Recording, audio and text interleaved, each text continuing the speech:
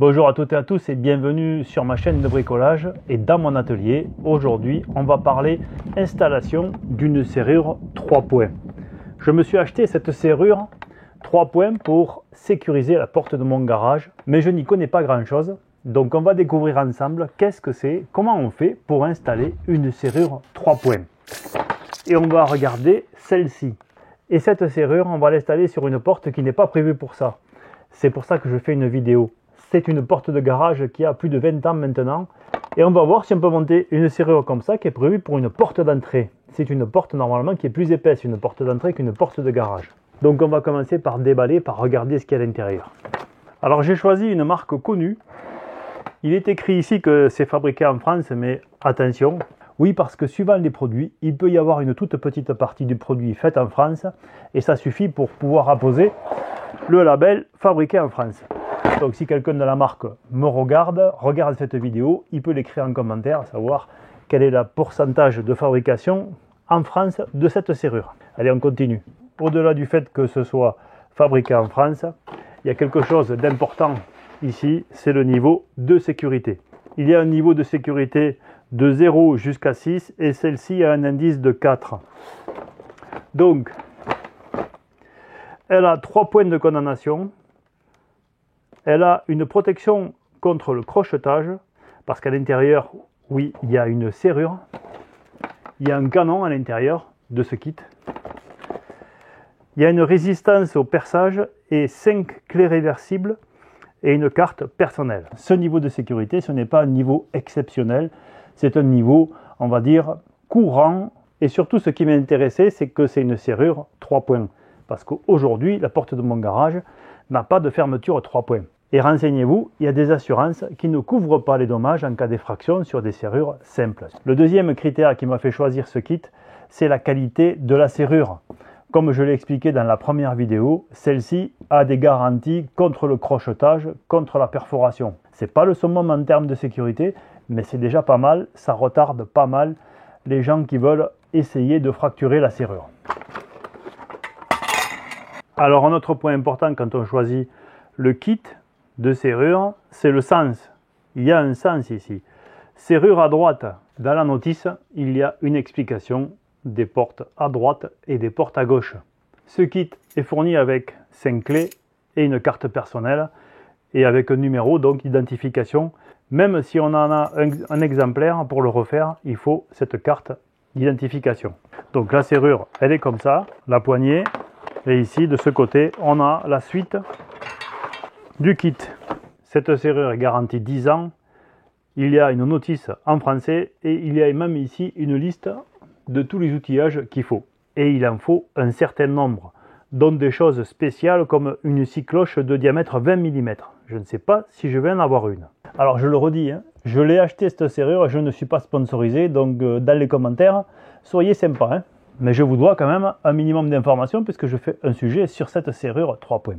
Allez, pour continuer donc, on va regarder la notice. Il y a une superbe notice en français. Ça c'est à noter parce que c'est pas toujours le cas. Avec vraiment les phases détaillées pour monter cette serrure. Pour se tromper, il va falloir faire fort. La difficulté que je vais rencontrer, parce que je vais rencontrer une difficulté, c'est que je n'ai pas l'épaisseur requise de la porte. Normalement, ces serrures vont sur des portes qui font entre 40 et 55 mm, je crois, le maximum. Il faut que je regarde sur la notice. Cette serrure est faite pour les portes à droite et pour les portes qui font entre 40 et 45 mm d'épaisseur. Ma porte, elle fait 20 mm d'épaisseur. Donc ça va poser un problème. Si je la pose comme ça, je vais avoir le canon ici qui va dépasser énormément. Donc il va falloir que je fasse quelque chose. Ce kit m'a coûté 200 €. Mais j'avoue qu'il inspire confiance. On a ici des sections de tubes qui vont permettre le verrouillage en 3 points, qui sont vraiment de bonnes dimensions. Regardez ici le trou dans lequel va venir se loger le tube de verrouillage. Ça c'est le point haut et ça c'est le point bas. Bon, franchement ça respire la qualité. On sent qu'il y a de la matière, on sent qu'ils ont attaché un soin particulier à l'esthétique et à la solidité. Maintenant, on va voir si ça se monte aussi facilement que ceux qui disent, puisqu'ils disent que ça se monte très facilement. Je suis quand même dubitatif sur le montage facile parce qu'il y a quand même un certain nombre de pièces importantes. Sans compter, il y a ici une notice qui est bien détaillée mais qui fait déjà 4 ou 5 pages. Et une liste de matériel à utiliser qui est quand même pas à piquer des hannetons non plus. Donc ça va se faire certainement, mais on va prendre un petit peu de temps pour le faire. On va aller voir sur la porte déjà pour commencer comment on va faire pour adapter cette serrure 3 points parce que c'est quand même la difficulté principale, l'épaisseur de la porte. Je pense qu'il va falloir la déposer. Ici, cette porte de garage a une épaisseur qui est réduite. Elle fait 21. C'est une porte de garage 4 vantaux qui s'ouvre comme ceci.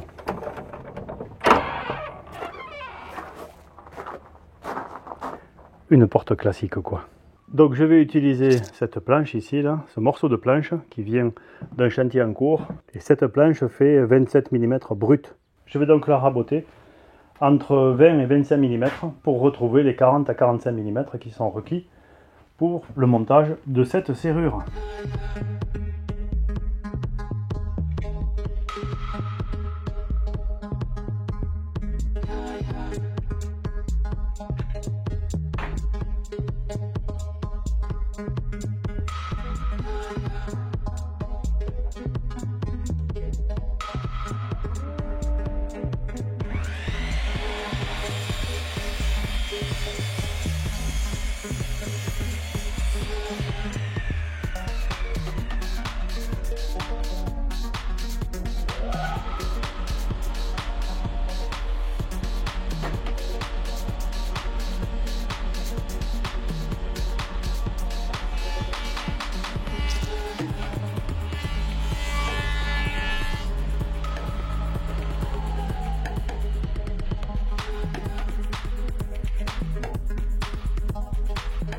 Alors pour définir la largeur ici à laquelle je vais scier, il faut que je regarde ici la largeur de la serrure. Et je vais rajouter ici 1 cm donc de plus, de manière à ce que la vis qui arrive ici et qui va être vissée donc dans la partie que je vais rajouter ne soit pas trop près du bord pour pas éclater le bois. Et bien entendu, moi j'utilise du bois de récupération, mais vous pouvez utiliser du bois du commerce. Il suffit seulement de respecter la longueur, la largeur et l'épaisseur pour arriver à retrouver ici ce que demande le constructeur, c'est-à-dire une épaisseur ici de serrure de 40 à 45, bien sûr la largeur, et sur toute la hauteur de la porte.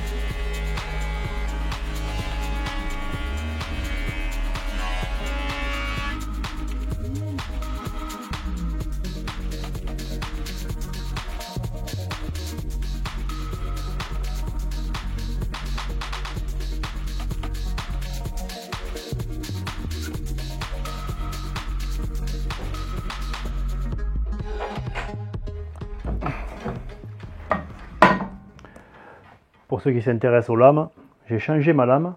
C'est une Bosch. Elle est spéciale pour le bois, c'est la Speedline. Et franchement, elle procure un confort de sciage que je n'avais pas avec ma vieille lame. Je vous avais montré ces lames quand j'ai fait de l'affûtage. Donc ça, ce sont mes vieilles lames. Celle-ci, c'est la lame d'origine, donc elle a 30 ans. Franchement, elle a bien bossé. Mais il était temps de la remplacer. Et puis surtout, ça a évolué. Elle est franchement très bien. Allez, je referme la parenthèse. Ah, et juste pour préciser que je l'ai payé pas très cher en fait. Je l'ai payé moins de 50 €. Alors j'ai démonté la porte, en fait, je l'ai dégondée. C'est beaucoup plus facile. En la dégondant ici, elle sort très facilement. Maintenant, il va falloir que j'enlève tous les accessoires qui sont dessus, la poignée, la serrure, de manière à pouvoir travailler confortablement et à rajouter ici ce qu'il faut rajouter.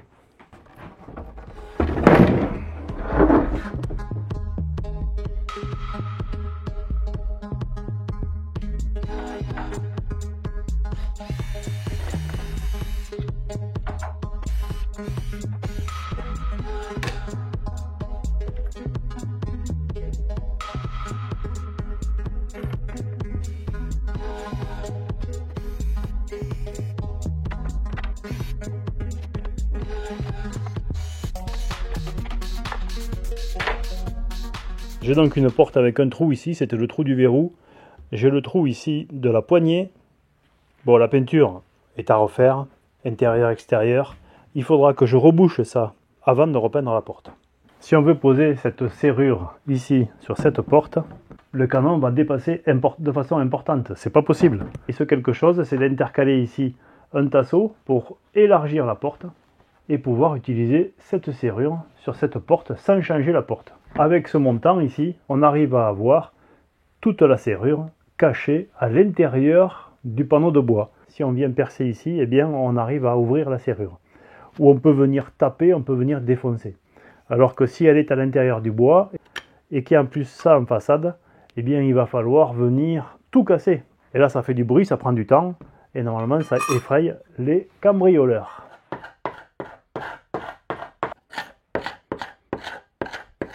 Ouais, bon là j'enlève le plus gros, ce qui pourrait venir empêcher un plaquage correct. Il n'est pas question d'avoir une surface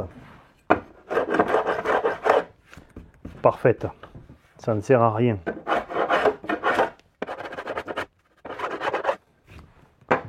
Parce qu'honnêtement, vu la géométrie de la porte et vu la qualité de la porte, c'est pas la peine d'aller chercher la perfection. Si vous avez une porte qui a une plus grande valeur, bien entendu, il faut faire des choses beaucoup plus propres, beaucoup plus précises. Ici, on est sur une porte vraiment bas de gamme. Ce sont des lames qui sont fixées les unes aux autres avec des tirants. Ici, on en a 1, 2. Ici, on en a 4 tirants et il y en a 2 en bas. Donc, quand on va visser, il va falloir faire attention de ne pas visser sur les tirants parce que ce sont des tirants qui traversent. C'est pas une porte blindée. Je vais juste rajouter cette section. Je vais la visser ici en quinconce en évitant donc de mettre des vis ici. Et je vais mettre sur les 2 mètres, je vais mettre une dizaine de vis, soit une vis tous les 20 cm. C'est largement suffisant parce qu'en fait, l'effort il va avoir tendance à plaquer cette pièce contre l'autre. Si on essaye d'ouvrir la porte en force, il n'y aura pas d'effort d'arrachement. Ce n'est pas mon bout de bois qui n'est pas droit, mais c'est bien la porte qui n'est pas droite. Il y a du jour d'un côté, il y a du... elle n'est pas droite. Donc je vais laisser ça comme ça et le visser. C'est parti.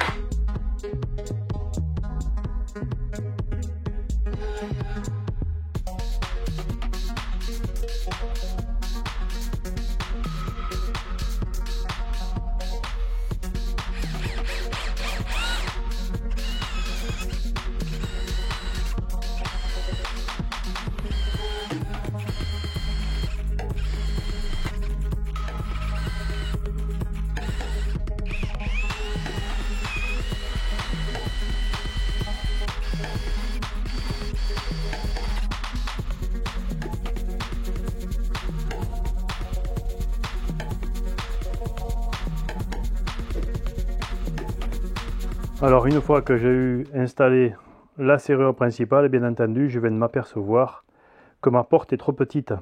Et donc le système dépasse de ce côté de 1 cm alors que la porte est ouverte. Ça pourrait ne pas poser de problème, ça voudrait dire que je mette le système ici de fermeture plus haut, mais je vais essayer de faire quelque chose pour que ça arrive comme ça, à ras.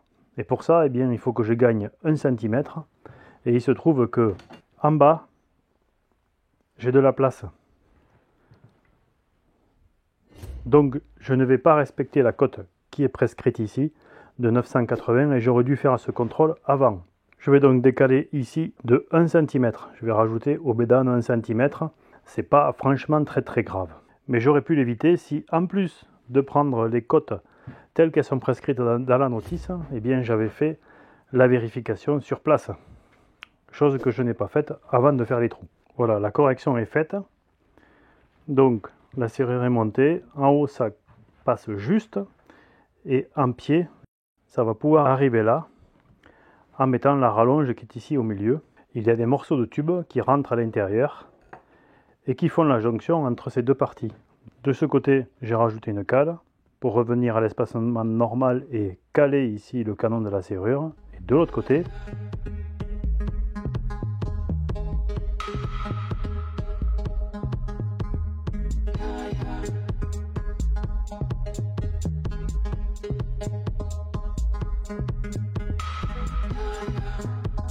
alors ici j'ai bouché l'ancien trou de poignée, j'ai mis cette cale mais en fait ça va être bouché complètement par la plaque de protection. Ici par contre c'est l'ancien trou du verrou, j'ai fait une incrustation avec, je pourrais rajouter ici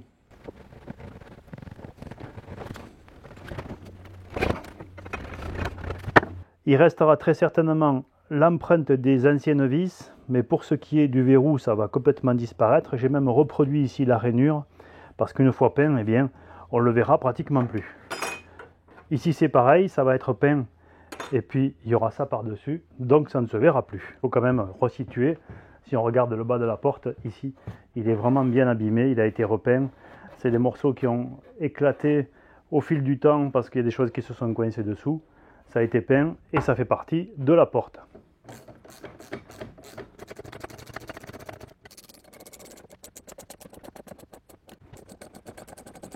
Ce sont des vis pointeaux, donc il faut aller jusqu'à la déformation du petit tube qu'on met à l'intérieur. Et la déformation, elle va jusque là. Il est important de bien serrer ici pour qu'il n'y ait pas de possibilité de jeu.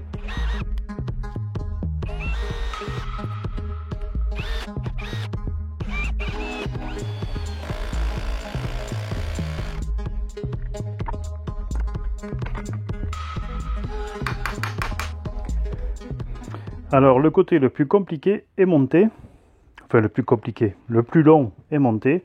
Je vais remonter la porte sur le dormant et puis je vais installer ici en haut cet accessoire.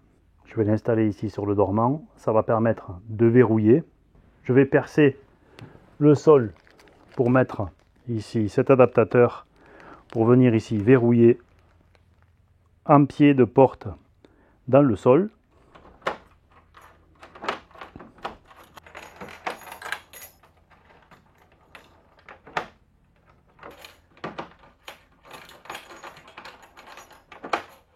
Donc on sort de 1 cm. Donc il va falloir que ce soit quand même assez précis, parce que sinon eh bien, on n'arrivera pas à fermer comme il faut. La poignée. Il faut quand même que je dise que j'étais obligé d'utiliser des petites vis comme ça parce que eh bien, je n'avais pas de vis pour visser ces platines. J'ai trouvé que en fait il me reste ces vis là, ces deux petites vis là, et puis il me reste ces longues vis. Mais en fait, il y a des platines ici, ici, ici et ici. Et il y en a 3 vis par platine. Donc 3 x 4, 12, j'ai pas les vis. J'ai donc mis des vis autoforantes de 5 par 15. J'ai bien sûr recoupé ici les protections pour m'adapter. Ça se coupe très facilement, c'est de l'aluminium, ça se coupe très facilement. Il me reste ça, et ça c'est normal, c'est fait pour les grandes portes, puisqu'on monte jusqu'à 2,40 m je crois en porte. Donc ici, j'avais pas la 2,40 m, il y avait cette rallonge en plus qui va me rester. Et il me reste ce bout de tube, qui est le tube de jonction, bien évidemment aussi, pour les portes qui sont longues. Voilà ce qui me reste.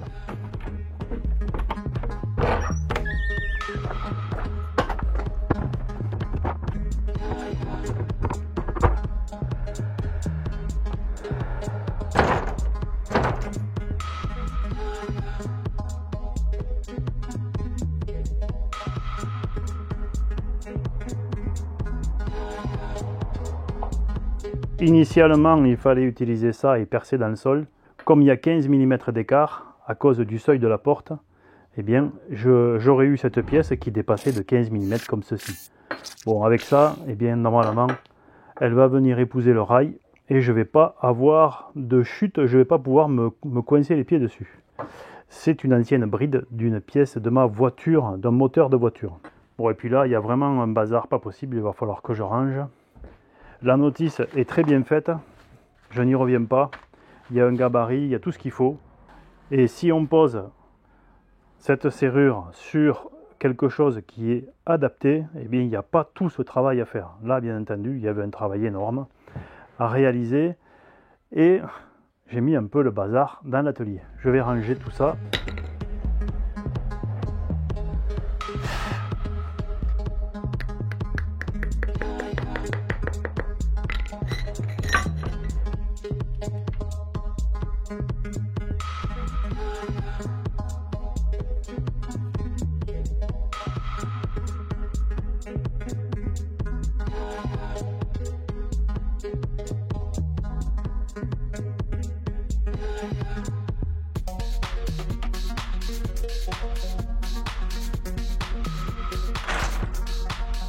Il y a une limite à l'installation de ce genre de serrure, c'est la hauteur de la porte. La mienne fait 1,98 m et le minimum ici, je crois que c'est 1,95 m. Il s'en est pas fallu de beaucoup pour que ce kit ne soit pas installable sur cette porte. Et la principale difficulté, bien entendu, c'était que la porte était complètement inadaptée. Rien n'était adapté à l'installation de ce type de serrure 3 points. Alors je me suis fait mal au doigt, vous l'avez peut-être remarqué, je ne l'ai pas caché. C'est tout simplement parce qu'il y a une arête vive sur une des pièces et lorsque je l'ai attrapé, lorsque je l'ai manipulé, je me suis coupé. Pas très profondément, mais comme c'est le bout du doigt, ça saigne beaucoup. Bon, ce sont des choses qui arrivent, c'est rien de grave et ça arrivera encore certainement. Dès l'instant où on fait quelque chose, il y a des risques pour qu'on se blesse. Bien entendu, sans le chercher. Si vous êtes resté jusqu'ici, je le répète, cette vidéo n'est pas faite pour vous montrer comment installer une serrure 3 points sur une porte normale, mais bien d'adapter et d'éviter de remplacer une porte juste pour avoir une serrure 3 points. Quand on peut éviter de remplacer toute une porte juste pour avoir une serrure 3 points, c'est mieux. Surtout que déjà le kit par lui-même, il coûte assez cher. Pour autant, celui-ci est de très bonne qualité. Il y a des protections en aluminium, il y a une serrure, un bloc de serrure qui est en acier vraiment solide. Donc franchement, les 200 € sont bien dépensés. Et puis surtout maintenant, je suis assuré. C'est donc terminé pour cette vidéo qui est un petit peu longue. J'espère que vous avez réussi à rester jusqu'à la fin. Si c'est le cas, si cette vidéo vous a plu, comme d'habitude, pensez à mettre un pouce levé, pensez à la partager autour de vous. Ça peut, encore une fois, en ce moment où les matériaux sont assez chers, donner des idées à certains. Je vous dis à très bientôt dans un épisode de bricolage. Surtout, n'oubliez pas de vous abonner si vous êtes nouveau sur la chaîne, de cliquer sur la notification. Et rendez-vous donc dans un prochain épisode. Et d'ici là, soyez curieux, soyez prudents et bricolez bien.